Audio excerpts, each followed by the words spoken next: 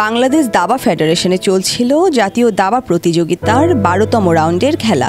আজ গ্র্যান্ডমাস্টার জিয়াউর রহমান খেলছিলেন আরেক গ্র্যান্ডমাস্টার এনামুল হোসেন রাজীবের বিপক্ষে। বেলা ৩টায় শুরু হওয়া ম্যাচটিতে খেলতে খেলতে ৫:৫২ লুটিয়ে পড়েন জিয়াউর। পরে হাসপাতালে নিয়ে যাওয়ার পর মারা যান তিনি। জিয়া লুটিয়ে পড়লে তার প্রতিপক্ষ সহ আরও অনেকে এগিয়ে এসে তাকে তুলে ধরেন।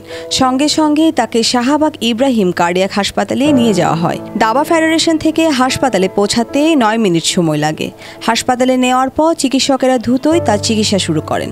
দাবা ফেডারেশনের ঘনিষ্ঠ কয়েকটি সূত্রে জানিয়েছেন, প্রায় ১৫ মিনিট পর্যন্ত চিকিৎসকেরা তার পালস খুঁজে পাননি।